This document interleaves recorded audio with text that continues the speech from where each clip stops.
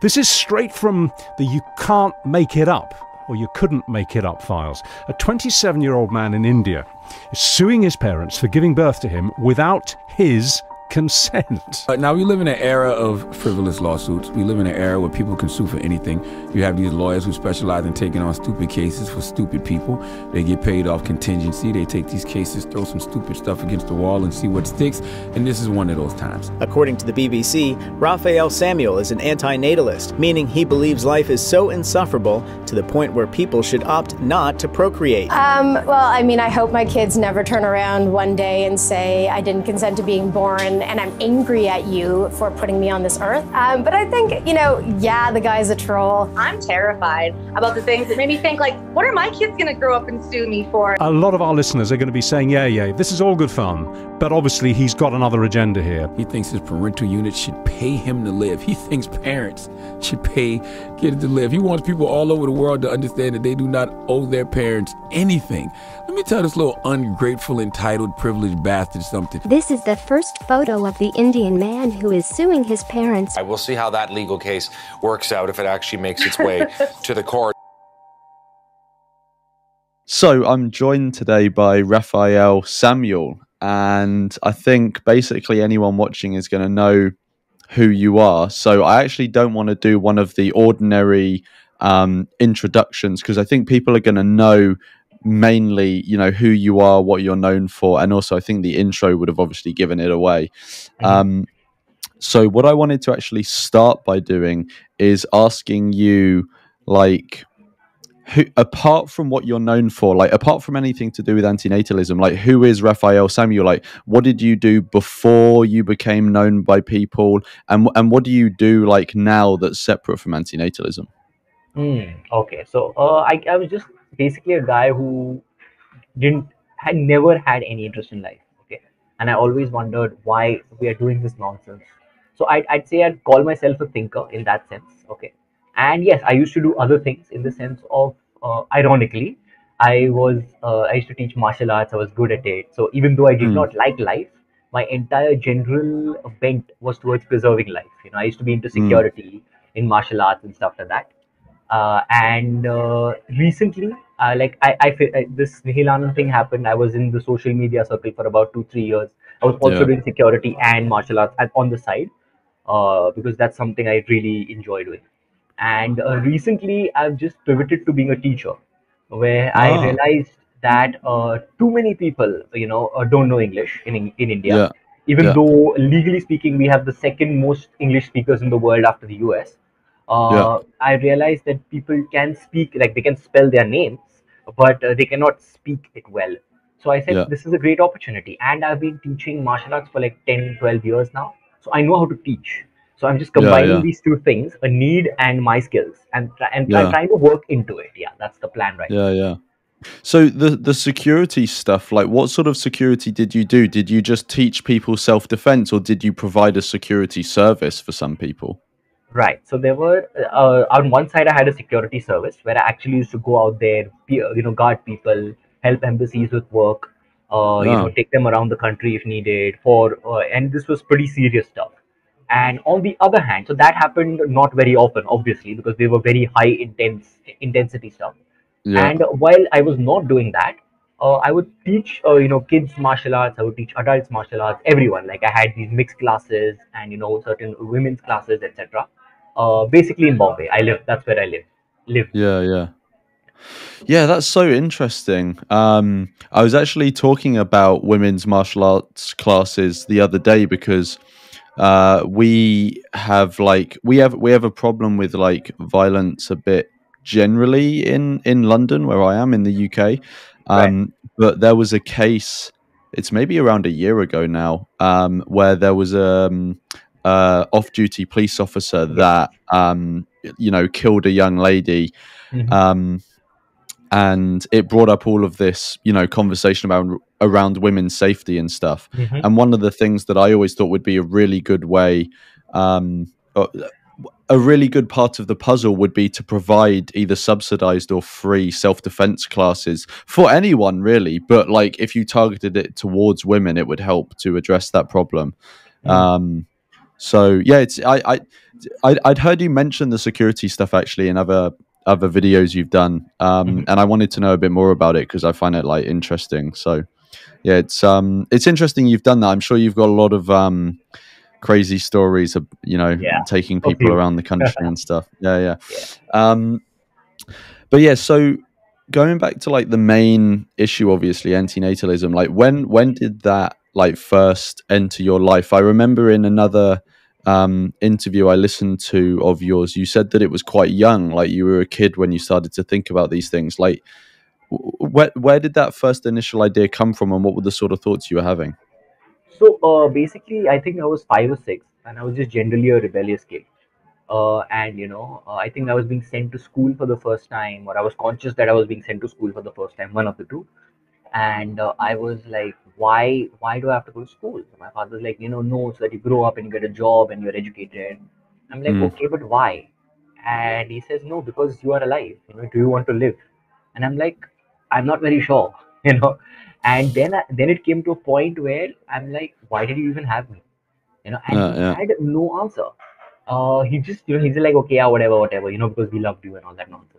And then it led to this lifetime of, questioning, asking them, like, what is the actual logic of having a child? And everyone's answers were so selfish. Like, I come home, my child is there waiting for me. Like, you could have a dog. And even if you do have a dog, I find it very selfish personally. But whatever, like, you cannot bring a child into this kind of world just for your entertainment, just for your relaxation, right? And that is what most people thoughtlessly would say, no, it's such a selfless thing. I'm like, how is it selfless? What are you doing for the child that is benefiting the child, really? You're keep taking care of the child, but that's because you don't want to go to jail, number one. And secondly, because you're getting a certain pleasure out of it. So that is where the whole it built into and by the time I was 22, 23, where the whole thing just exploded in my head and then sort of Neil came out. Yeah. So what was that like, as like talking about that as like a kid, or like I don't know exactly when you started to like actively talk about it, maybe when you were a teenager or whatever, but like what was that like talking about it with friends and family? It was awkward, especially in India. But the thing with Indians, right? I mean, we may be backward, but we still accept other points of view because we are diverse, and there are people who. So they were like, "Oh, this is okay," and then some people will call you a weirdo. But the thing is, thankfully, they will not bother you as such. Even if a woman here is talking about things, unless it's in a very very traditional part of India, they won't really bother you. They'll just be like, "Oh, he's a crazy guy, let him go." So it was rather comfortable, I'd say, largely because the people just give up on you, and then you have your own time to sort of think your thoughts. So the atmosphere certainly helped. And then when I saw that people are also not thinking about it, they're just like, okay, whatever. So I'm like, okay, maybe I'm onto something, because I'm a rebel, so people generally don't like what I say. That means it probably made sense. That was the way I thought. Yeah. And you're like most well known for the case of I actually forget, did you just threaten to sue your parents, or did you actually follow through and go through the process? So it started with a threat, actually. All right. And what happened was, I had no intention of making it public or anything. I just generally told someone who in Child Free India, the head of Child Free India, Pratima. So I just generally told her casually that, yeah, maybe I'll sue my parents or something. And at that time, we were preparing for Child Free India meet, where about 50, 100 of us would come together. And during the publicity of that, one of the reporters called me, and I just rattled my tongue off, telling her everything. And it just, before I knew it, it blew up. So then I was like, oh, this is serious, And then I did try in the court. It was rejected on absolute, because there was no base. So there is a provision where they can just reject the whole case itself, right, without even a hearing, because there was no base. It's like, what are you suing your parents for? I'm like, bringing me to life, but that does not have a provision in the constitution or in the law or in the precedents or anything. So that was like, boom, it just left. And then I just gave up on it, because a lot of people, including a former judge, like a lot of people got involved in this from the legal profession, and they said, don't mess around. If they sue you, the court can sue you, legally speaking, for wasting its time. So I said, okay, let's Yeah. not push this further. Yeah. I've got a few other questions I want to ask about that, but I just had one come to mind. So you said that like when you actually tried to push it forward, it kind of got rejected, just straight out of hand. Do you think that if someone were to put a real, a proper team to fully dedicate, their full time to this, do you think they would actually have any luck at all in changing the legal system in India at all? No, there's no chance because I mean No. it's a long shot because we are not even close to understanding what euthanasia is here, right? So forget euthanasia. Anything related to life is Yeah. considered sacred material and something not to be messed with. Yeah. So Yeah. it's a really long fight, and personally, I don't think it's worth it. But Yeah. Yeah. what I'm happy about is that a lot of people came to understand that this is what life is, and this is what antinatalism is, and that was, I think, that was more than anything, that was the objective achieved, because Yeah. all law is the result of what the people think finally, right? Yeah. Yeah. Yeah. True. Yeah. Yeah. Yeah. So where did the idea originally come from? Because, like, obviously, there are, there are many antinatalists around the world, but not all of them come up with this idea to do what you did. So where did that idea originally come from? It was, I think we were kind of I was having a pseudo fight with my parents. And, it was just over a breakfast table or some bullshit. And I'm like, yeah, guys, I should screw you all for, coming into this world. And they were like, yeah, why don't you go ahead? Since both of them are lawyers. So they're like, yeah, why don't you go ahead? And then that sort of combined. And then I just put out the idea, on my page and all that. And then it was Mm. about 6-8 months before it actually blew up into a thing. Yeah, yeah. And I've heard you say before that I think your parents were supportive of this, right? Like your efforts to try this out. Yes. Like they were on board. What was that like? Did you have to like convince them? Because you said just there that you said you were going to do it, and they said, yeah, go ahead and do it. But were they saying it is something actually encouraging you, or just saying, yeah, try what you want, it's not going to work? It was no. Initially, it was try what you want. It's not going to work. Yeah. But when they realized the potential of the idea, see, it was not going to work anyway. It was born to fail, right? Mm. But when they realized the potential of the idea, and when they realized that people are actually responding to this, which was a shocker to me too, that's when I realized, okay, this can put out a certain message. And that's when they realized that, I think they were pretty supportive. They're like, okay, just go for it, try it out. If it Mm. works, it works. That 0.0.1% chance. It's Yeah, worth it. yeah. Yeah. Yeah. What was the actual I know obviously you said that it got rejected, but what was the actual like practical process that you had to go through to put that through? Did you have to like pay a lawyer and they submit it on your behalf, and they had to like word everything in a legal way, or what was the actual Yes. physical process? So the physical process was, I'd go to a lawyer, he'd sit and type it out, right? And he'd basically file a civil suit, essentially, and asking my parents for damages, right? Mm. But that's okay, that anyone can do. But then damage on what basis? My whole point Mm. was that you brought me to life. Okay, I'm not interested in life. So what? You're going to pay for me? And my question was more to the court was, okay, now that their basic premise was that you could not consent to come here, correct? Mm. My question is, okay, if I cannot consent to come here, that would have been my argument in court. Now that I am of a consenting age, what is the procedure? Am I allowed euthanasia? Do I get Mm.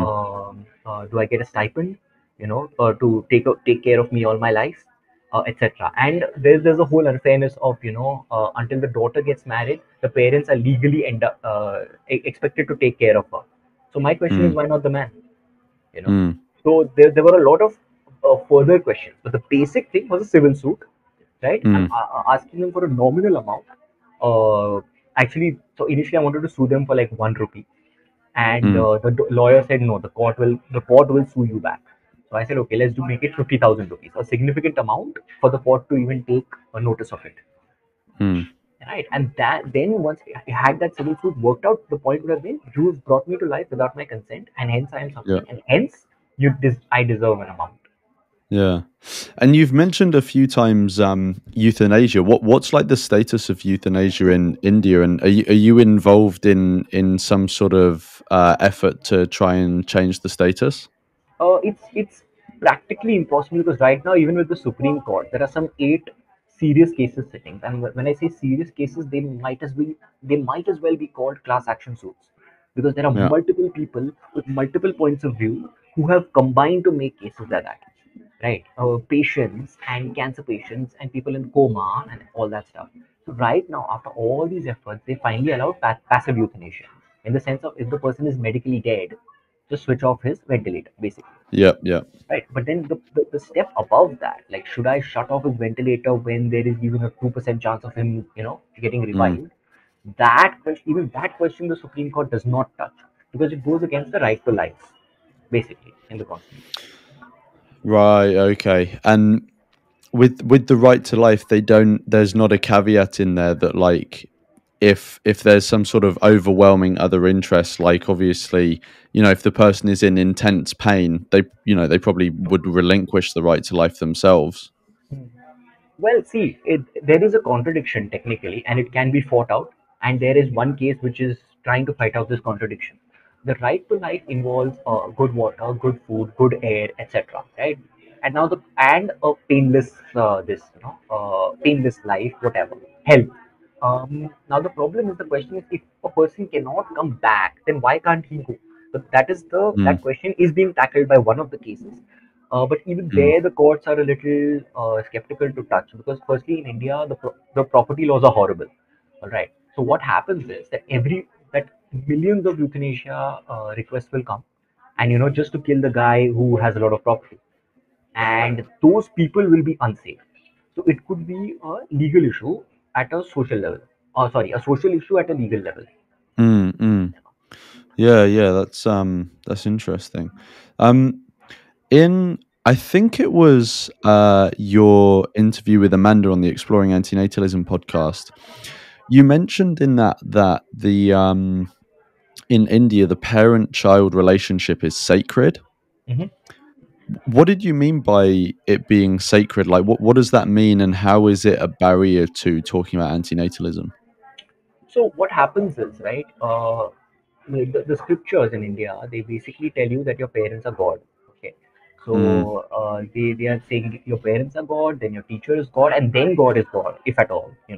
Yeah. So it doesn't make sense, in a sense, and there is a lot of context to it even in the scriptures. Okay, Mm. it's not just. But what these guys they do is they take one line, and they say parents are God, and hence you cannot Yep. this. In fact, in many places, you're forced to touch their feet, which is a mark of respect as a child. And I'm like, how can a non-consenting child touch someone's feet, someone who he doesn't Mm. respect? Even though in the scriptures it's written that you will only touch the feet of those who you respect. You know. Mm. So there are a lot of hypocrisies from the scriptures, which make sense at that time, or they made sense in context, that have been pulled down, selectively, to create certain subservience towards your parents. That's what I mean by Yeah. sacred. Yeah. So even that sacredness is forced. It's not. It doesn't come from the heart. Mm. And what's your opinion, like, generally on because I've been thinking about the topic of parental responsibility recently, right? Because I'm thinking of maybe putting a video together Mhm. about it. What's your view about parental responsibility? Because you already said how in India, I think you said until marriage, right, that the woman is legally the responsibility of the parents, no matter how old they are, but that's not Yes, the case for the man. that's right. So what's your opinion on parental responsibility? How far do you think it goes? Do you think that a parent should be legally obliged to provide for every demand of their offspring, because at the end of the day they chose to create them, or do you think there are certain limits on it? Well, there should be certain limits, because then the whole thing will go haywire. Because then no one will adopt, and there'll be a lot of Mm. complications in that sense. I think, very reasonably speaking, they should of course provide for at least a basic education, right? And then they should provide for the child until at least 30, is what I believe.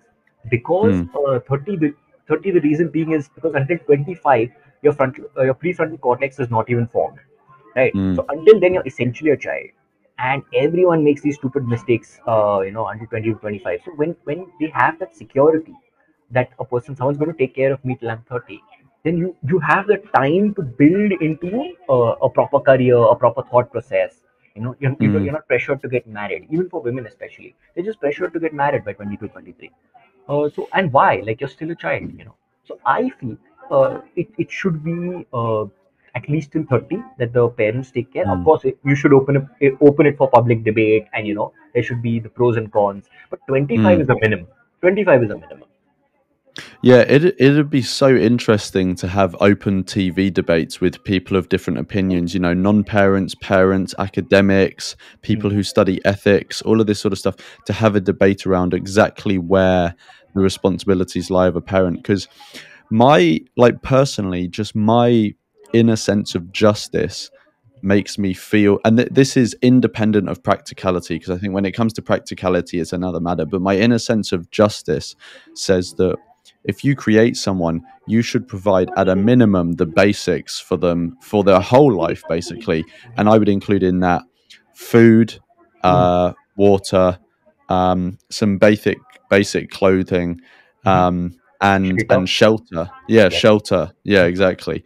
And maybe some reasonable but relatively small allowance for other expenses. Yes. Yeah, other expenses.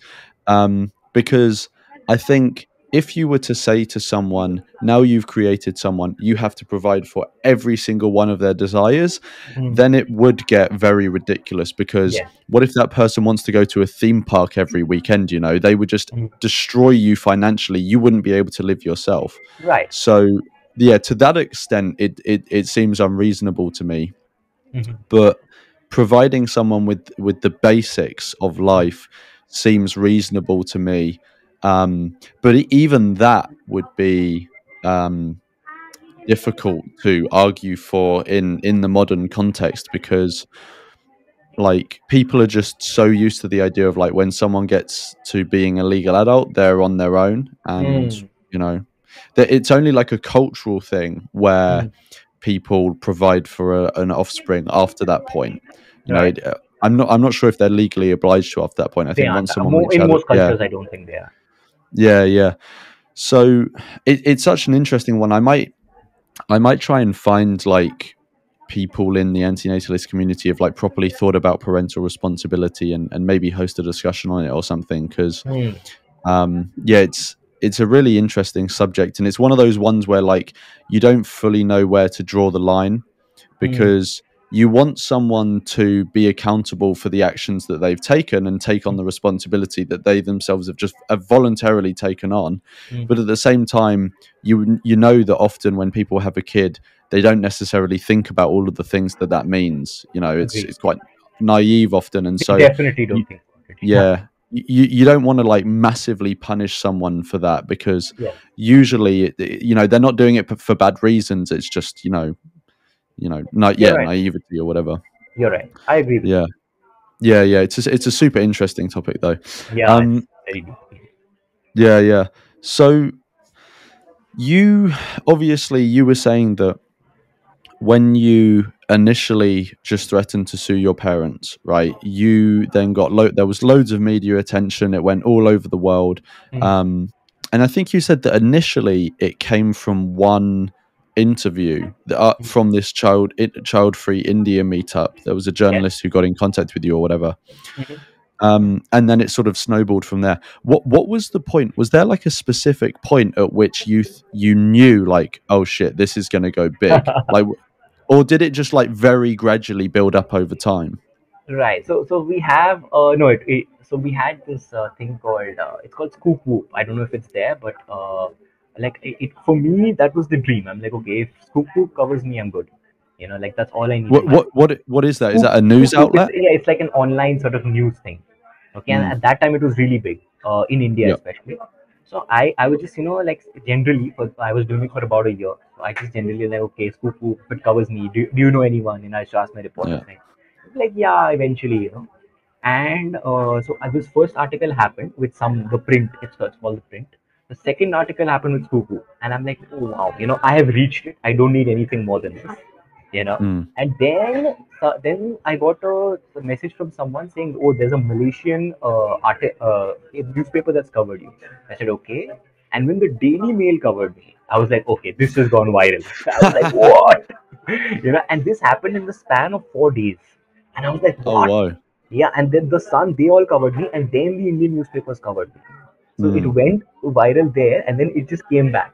And then Mm. there was the whole Donald Trump Jr. tweet, and I was like, "What nonsense, Oh, dude!" what Yeah. was that tweet? I wasn't aware of that tweet. So I think somebody, wrote someone famous in the American Senate or something was Yeah. writing about me. He wrote a tweet, and Donald Trump Jr. Retweeted. He's like, "This guy sounds like a liberal," and I'm like, "Yes, I am one. Like, what's the problem, you know?" Yeah, yeah, So I was just then I was overwhelmed. Like it happened in a span of 4 days from where I believed I had achieved the top of the world, yeah. until these guys going crazy, and then it was just like months and months of interviews. Mm. So I was like, this is good. Yeah. I mean, and I was genuinely happy for the cause. Like people are like, remove your beard, show us your face, and I'm like, no, it does not need to be my face. It just needs to be the Yeah. cause. Yeah, yeah, yeah. Were you because obviously like you got a massive amount of media attention. We like were you at all prepared for it? Like before this, had you got any experience with media, or were you known at all?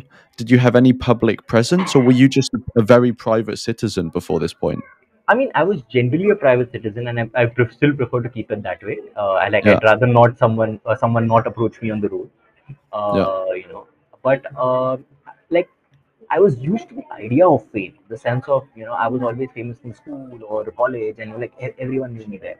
So it was not an mm, issue like dealing with people, and like my mother was a little worried. She's like, do you want us to come over and stay with you and help you, and if it's overwhelming.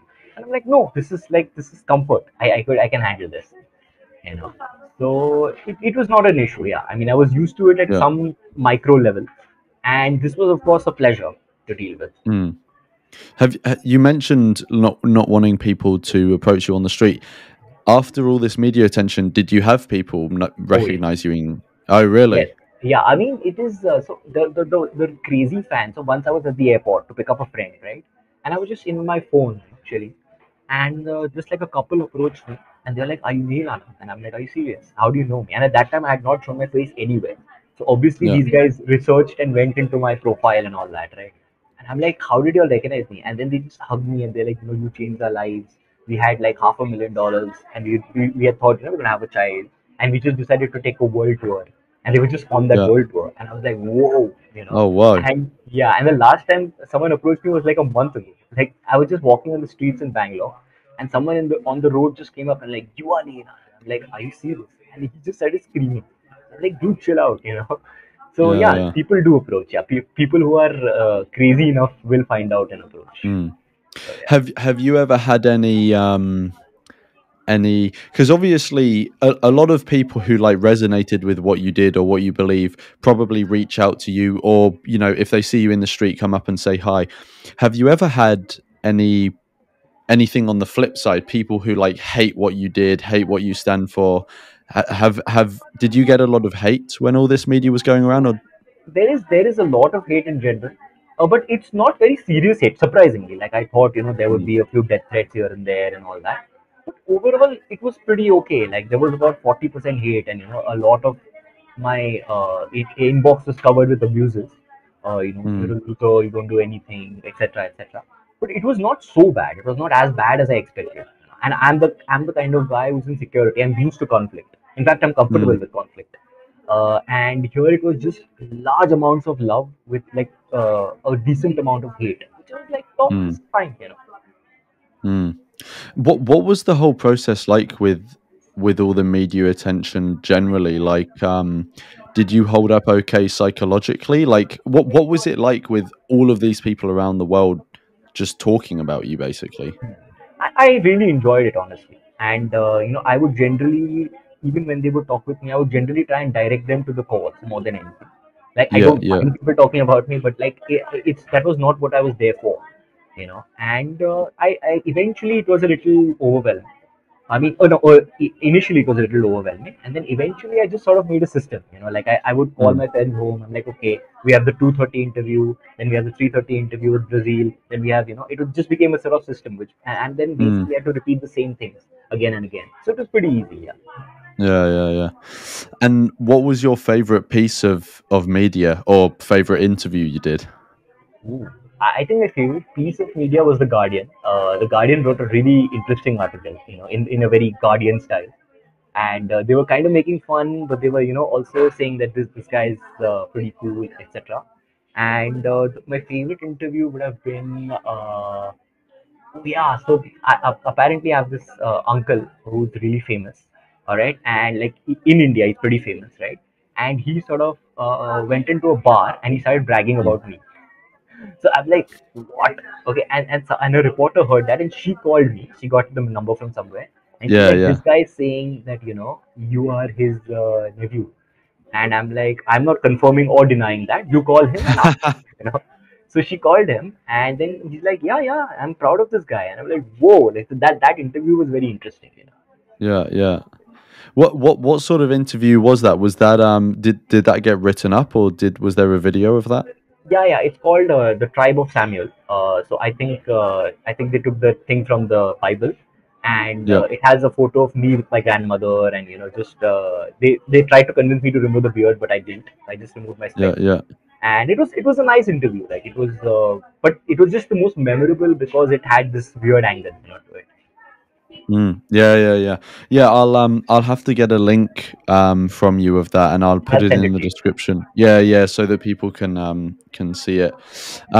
Did you like? I'm assuming most of the media you got were people either just like what the fuck, or people speaking out against you. But how much like sympathetic media did you get? How much media did you get where people were actually seemed to maybe not agree with you but understand your point? Yeah, actually a decent amount. Like there were even some, uh, like a lot of the media was neutral, in general, and then there were some local newspapers were like, yeah, this guy is right, and then there were some guys who were trying to make fun of me. It was quite a mixed bag actually, but overall Mm, it was just like, this is a crazy thing, and I need a soundbite, So they did not yeah. really take a side, but they were just like, you decide. Mm. And when I was listening back to your exploring antinatalism episode with Amanda, you guys mentioned that you wanted to have a call together and archive all of the bits of media Yes. around. Yeah, did you ever get round to doing that? No, I don't think so. But she has done it. I think she's got Oh like wow! 150 sources or something. Oh whoa! Yeah, I think when I last checked the Google document, it was some 70 sources. But she recently had told me that I've increased the number of sources, and she's made a full document on it. She's made a video and she's put the document below. And yeah, Oh I think wow! it's there somewhere in my archives. Okay, cool. Yeah, I'll have to reach out to Amanda to try find that so that if people want to, they can go into that and go through all of the things. Right. You also mentioned in that interview that you did a lecture at one point. Hmm. Oh yes. What? Yeah, yeah. What was that lecture? And also, where can people find it to watch it? Oh, it's there on my page. So it was just a lecture where somebody called me and they're like, okay, why don't you give a presentation on antinatalism? I think it was a very, like a very, he was pro the cause, and he's just like, why don't you just call a few people? So I put it on my page, he put it on his page, Mm, he called a few of his friends, and unfortunately the audio is a little messed up in that lecture. But yeah, it's like, so I just gave an entire base presentation on mm. what is antinatalism, what is charity, what is ephilism, etc. It was like an introduction, and why it's a good idea to not have kids, basically. Yeah. And like, what was the sort of audience for that? Where did you do that? Was that at a university or like a community So center? I have done one at a university, but I did not record that for whatever reason. But the one Mm. that I went to was a community center. Yes, it was like what do you call it? It was like a co-working space plus community Yeah. center, and yeah, I sort of. And what were people's reactions? Like, how did people what's your experience been of people in India reacting to the talks you've given, like at the university or at this community center? It's a surprisingly a mixed bag, and as per the community, like there are certain states, the states are divided by community and language, and I could make out that this state, for example, West Bengal, right? The Bengalis are relatively progressive, and they already have large number of child free people. Mm. They had large support. Okay, where I live, Bombay or Maharashtra, the people are very neutral in nature. Like they like to listen to what the person is saying. So I got a decent amount of support and a decent amount of hate from them. So it Mm. was a mixed bag overall. Like if I'm, but community wise, I could say yeah, this community supports me a lot, and this community doesn't. For example, South Indians supported me a lot. All right, because they Mm. are Mm. relatively progressive, their women are educated, they have money, etc. So they understand the importance of not having a Mm. child that way. Yeah, yeah. Yeah, I've got like one more question on this topic, and then I wanted to move on to something else. So there's a documentary, a short documentary that was made about you. I don't know if I'm going to pronounce it right, but Caravas, Karavas, yes. Caravas. Mhm. Um, are there any other documentaries that were made, or things like that about about you or the process of the threatening to sue your parents? No, that was the one. There was another one, but I don't think it ever released. Ah, And yeah, that's a problem. So that was a proper like paid documentary where they were like, we'll make this on your life, and they paid me and everything. oh And then wow, I don't, for some reason, under production and all, there was some problem. But they had come. They yeah, took. They sat with my child free friends. They sat with me. They made me have a discussion with my mother. All that stuff. So I yeah. certainly hope that at some point I'll be able to access those archives and put it out. At least if they cannot produce it, I'll just buy it back from them and put it out. So yeah. Yeah, yeah, yeah. And Caravas, who was the person who made that? Were they antinatalist themselves, or were they just sort of interested in what you'd done? So actually, it was a student. He was a student from a film institute or something. So he took all the relevant permissions, and we signed something, and it was just saying that we're just making a documentary, we're not taking any life rights, etc. And I had to speak to his professor, who also gave his consent, and he was just a general guy who was like interested in what I had to say, basically. Mm. Yeah, yeah, yeah. So the next thing I wanted to talk about was, so when you'd agreed to come on and we were going to do this discussion, I checked out your link tree. I think it's a link tree anyway, Yes. and there were two books you've written linked in there. So one of them is called "How to Stop All Human Suffering," and the other one is called "Why Women Will Never Be Will never be Safe." safe. That's right. Yeah, and I wanted to ask about those two books. Like, what are they? Well, let's start with the first one, "How to Stop All Suffering." I have an idea about what it's about, but like, what is the book about, and like, why did you decide to write it in book form? Okay. So a lot of people were like, why don't you write a book, putting down all your philosophy and maybe your experience? I Yeah. said, okay, and then I just started working on it generally. So in that book, right, I have worked with the history of antinatalism, right? I have combined it with my life, right? So I'm taking two timelines here, my life and the history of antinatalism, and I'm working on how I assume, and from what I've read, etc., but how I generally assume that having children became valuable in society. Right? Earlier, children had literal monetary value. Now it's not so. Now they're an expense. So how did that happen? How did children become my precious little things, from my precious little Mm, workers to my precious little things? So I put in a few stories, a few assumptions, a little bit of my life, a little bit of history, and eventually built into the idea that having a child is just not such a good idea. Why would you do that? mm, So that's the entire book. It's a 75-page small book. yeah, yeah, yeah, yeah. And what about the other one? Like, "Why Women Will Never Be Safe." What's that one about? Right. So that actually came from my frustration of like we had started at the beginning of the discussion. We were talking about martial arts, etc. Right. Mm, So I had a lot of opinions on that. I'm like, see, I've trained girls, okay, and I know that those girls are uh, markedly safe, like much safer than the average woman, because because of the confidence they have. So my mm, question was, okay, if you are saying all men want the same thing, right, and all men are basically whatever they want, that women are unsafe with men. Why are these women not unsafe with men? Firstly.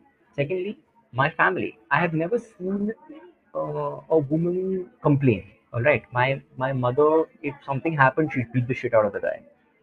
My grandmother, my great grandmother. I've seen all these people, and they were strong women. So I'm like, how is no one doing anything to these women, and how are they doing it to everyone? Then I realized that 99% of all men are opportunists. Right. So if you give them the opportunity, they're going to take it. And I don't think there's anything wrong with that also. I mean, I would not do it. But like that is the way nature works. So my question here is that if women become tough and realize what is happening and they're more aware of their situational realities, all we need to do is that much the crime will reduce like by multifold. Right? It's just this, right? A guy approaches 10 women and he's trying to like do something wrong with them. If 9 out of 10 beat the shit out of him, he's going to think about the 10th one, right? He's going to think before trying anything. So my question was simply that why is my mother, for example, wherever she goes, she can go anywhere at night, drives anywhere, does whatever she wants in the most dangerous places in India, and why is everyone else not so safe? So it is only a mindset, you know.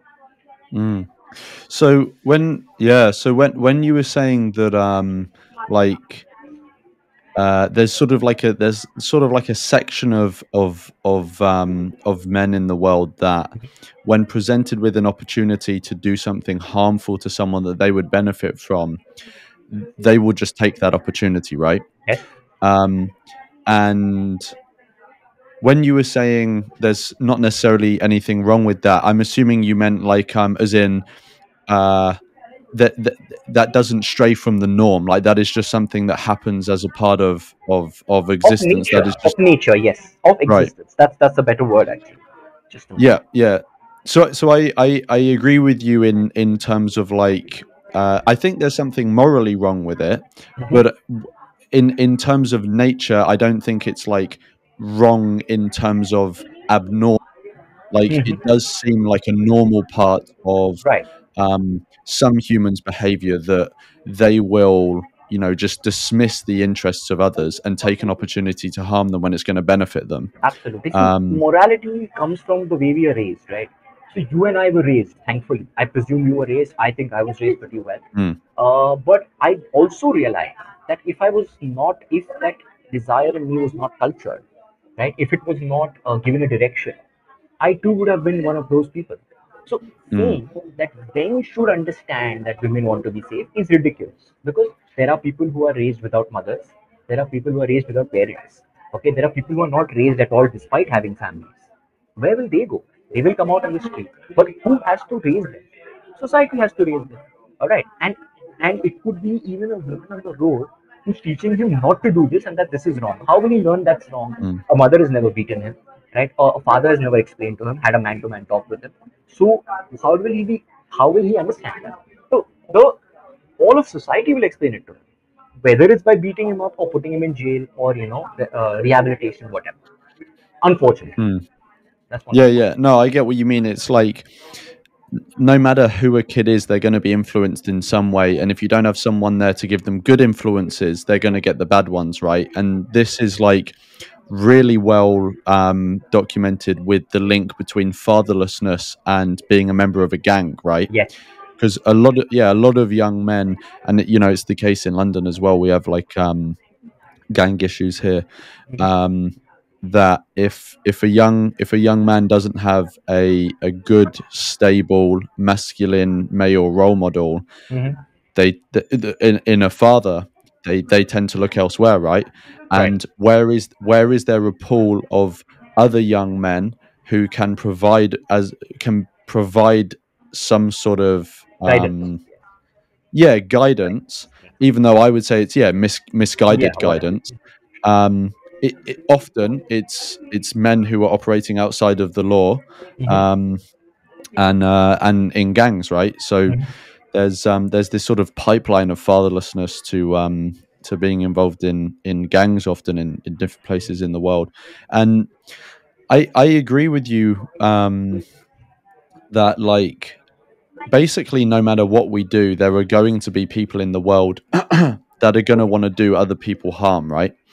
And obviously the best thing to do is just not create potential victims for that potential victims or perpetrators in the first place. But given that billions of us already exist, it's a bit naive to, because some people say, oh well, we shouldn't victim blame and say that the victim has to make all these accommodations to be able to navigate the world. But at the end of the day, like, there are people out there that are going to do evil shit, and to not prepare for that is a bit naive, to be honest. To call it, I understand what they mean when they call it victim blaming. Like, in a sense of justice, it shouldn't be the case that people have to prepare for that. But we live in a world that isn't just, and so you do have to prepare for it, right? So I think it's a very good approach that you take, that, the people who are not prepared are going to be the ones who end up being the victims by and large. And so we need to make everyone have the skills to be able to face certain situations of personal defense, so that we don't give people the opportunity to be able to take advantage of you, which, and I'm sure obviously you'll be well aware of this. Like, even if you're very well trained in martial arts, there still may be times when you do get fucked over. If someone has a gun, for example, often martial arts may not be able to help you.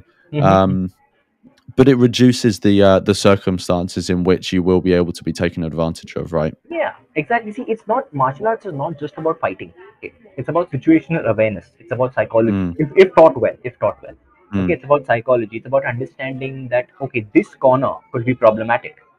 If I walk here, there are not enough street lights. Are there cameras here? That's what I'm talking about. The chances of me getting into a situation where anything could happen to me are very low. Very, very low. Okay, and if I do get in, I'll get in for a good reason. I have to save someone's life or something, right?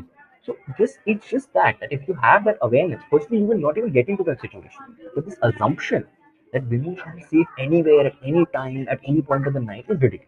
Okay, it's not going to happen. I wish it happens. I will work towards it, but it's not going to happen. Yeah.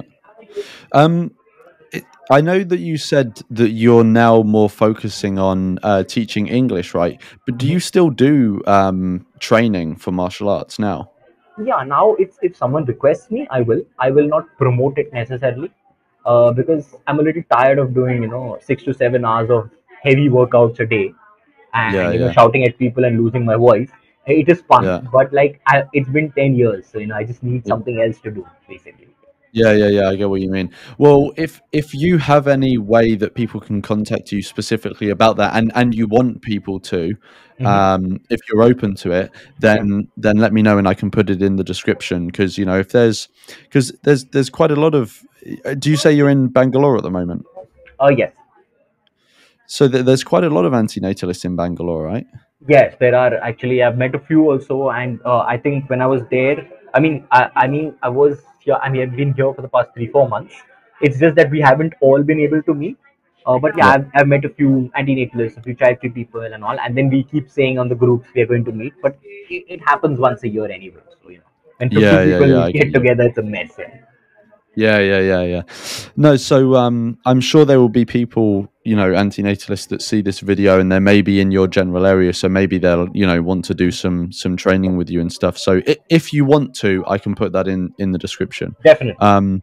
Yeah, but I also just wanted to quickly ask off the back of that, like, what is the like the in-person community like for antinatalism in the parts of India that you've traveled in and lived in?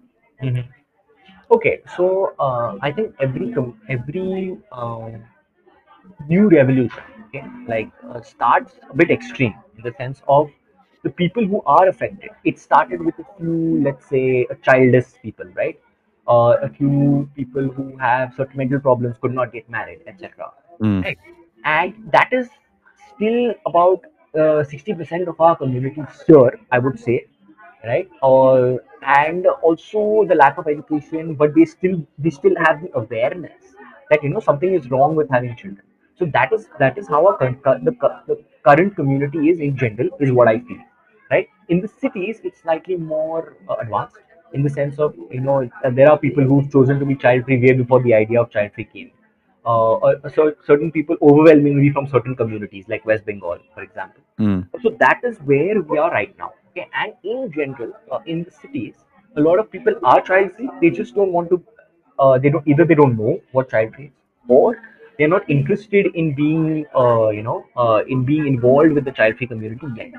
So it's overall it's growing. So like now there are a whole bunch of sane people or people who are perfectly healthy and do not have any issues are saying, okay, now we want to be child free because it's harder for them to be child free, right? So then and they want the support and all. So it's only a growing community. So I've got one more question, and then I've got like a final question that I wanted to ask. So the first one is just like, what are your plans going forward? You plan to do? I know that you said now you're sort of teaching English and stuff. Do you have any future plans to do with antinatalism, or exploring other things in your life? See, I realized one thing is, at least in India, uh, we need to change the culture in the sense of, once English is just a medium, in my opinion. Once that medium comes through, I will not only teach them behavior, I will teach them situational awareness, maybe a little bit of martial art, maybe how to stand. Okay, even they don't even, a lot of the people from the villages don't even know how to stand. They just like, I'm like, why? Just put your shoulders back. You have nothing to lose. No one's beating you up. Once all these things, automatically I believe antinatalism will come through. It is all a question of education, really. All right. So I think I am I'm happy with where the movement is, and it's going on its own. There are enough people who are propagating it, including you. All right. So I think I'd rather leave this of antinatalism itself on your shoulder and concentrate on education, which will eventually lead to a greater amount of antinatalism in the future. Is what I Yeah, think. yeah. No, I get you. So it's like there's like an ultimate goal, but there's other things but it's not necessarily helpful to directly focus on it right now. Right. There are other things that we can do. So like one thing that I think could be really good for antinatalists to promote, as something that will indirectly help antinatalism, is trying to combat religiosity in the world. I think that like not all religions are equal in this fact, but a lot of religions are like to me, in my eyes, the motherload of bullshit. Like so many bad ideas and bad behaviors in my eyes get smuggled in under the name of Rise of religion. religion. Yes. Yeah, and I think if someone is not if someone is an antinatalist, but they're not comfortable advocating for it or something, but they are comfortable advocating for something like, secularism. I also think that's a very worthy thing to fight for. Also, euthanasia, things like this. There are other things that are also worth fighting for if you don't, want to specifically focus on antinatalism. And I think that basically that's what you're saying you're trying to do, right? You're trying to help nurture a culture that is more sympathetic to antinatalism, basically. Yeah, because even not just antinatalism, I think even religion will simply decline with education.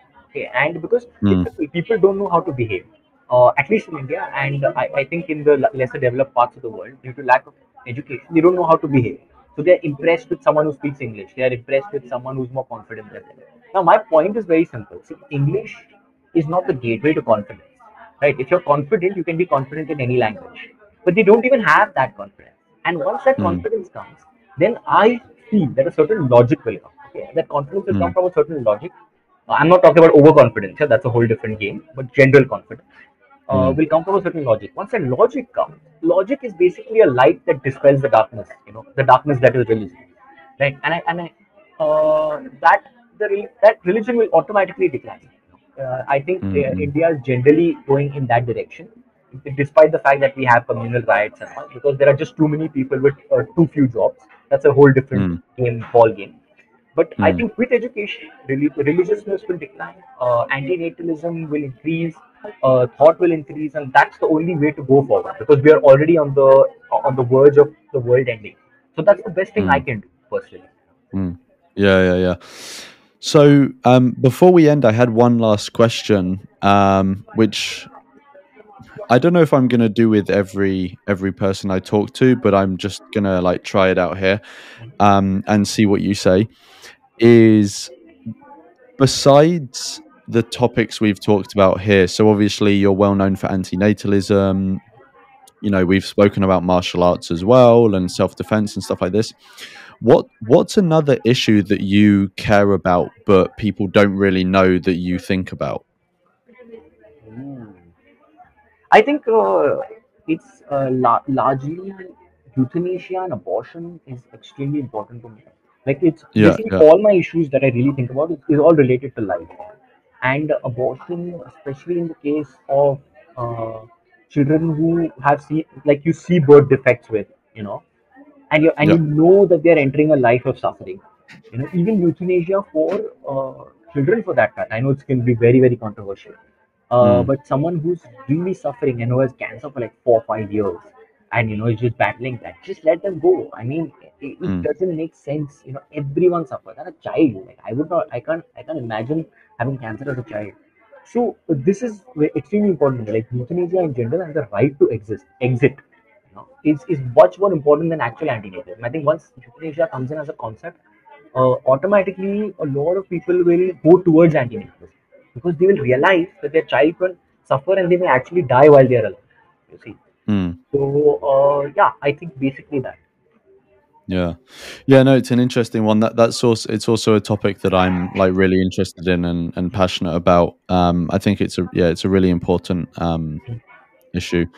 Um, Thanks so much for coming on. It's Yeah, been really good to talk with you. same here. And also, you know, about like we strayed a bit from antinatalism, which I think was good. I think it's good for like antinatalists to, you know, talk about antinatalism, obviously, but also to talk about other issues that they're interested in, because um, I don't know. I think sometimes people, when they just talk about one topic, which, you know, I'm guilty of with my channel, like Right. all I really talk about on it is antinatalism, but it kind of makes you a bit one dimensional. Mm-hmm. People understand you through the lens of one issue only, right? So it's, I think it's good for people to see antinatalists talk about other issues as well. Right. Because, you know, it just sort of, it broadens people's understanding of the individuals they're listening to, right? Right. I'll put um it this way. See, it's like antinatalism is the motherlode of all philosophies. All right. If you mm, don't have people, if you don't have children, you'll end all philosophies anyway. Right. So it mm, has, antinatalism has to do with everything. I think everything, whether it's abortion, women's rights, thought processes, you know, all philosophies, all prophets end there. Right. Because mm. if there are no humans, there's no question of having a prophecy or a prophet or a future or anything. So Yeah, it's yeah, yeah. important to round yourself when it comes to antinatalism. I get these complaints. Why don't you talk? Why don't you talk about antinatalism all the time? Because it Mm, doesn't make sense. Antinatalism is related to everything, has a million aspects, and must be explored in depth. mm. Yeah, yeah, yeah. No, I agree. Where can people like follow you? Where's the best place for people to keep up to date with the stuff that you do? All right. So I have Nihil Anand, which is my YouTube channel. Okay, Mm, Nihilanand, Nihil Anand. I have something called Black Sheep Academy, which I'm planning to eventually convert into an English teaching thing. Right now, it is more Hindi. So if there are Indian followers that like that, there are English videos also where I talk about life, relationships in a very scientific manner. mm, So I put a little bit of a mix of both. Nihil Anand is completely English, of mm, course, and then I have it on Facebook, which is a decent amount of followers. I think 15,000 by now. Then I'm on Instagram, Nihil Anand 000. And if you want to talk to me, you know, like personally, then you can message me on my Telegram, which is at Nihil Anand. So yeah, that's where you can reach me. mm. Cool, nice. Well, I'll put all those links in the description so that people can find them and contact you if they want to contact you. But yeah, thanks so much for Thank you so coming on. much. It's been yeah, I've been looking forward to talk to you for a while because obviously you're a name that often gets mentioned Hmm. in antinatalist conversations for, you know, obvious reasons. Right. So it's been good to talk to you. Same here. Same here. Thank you so much, Lord.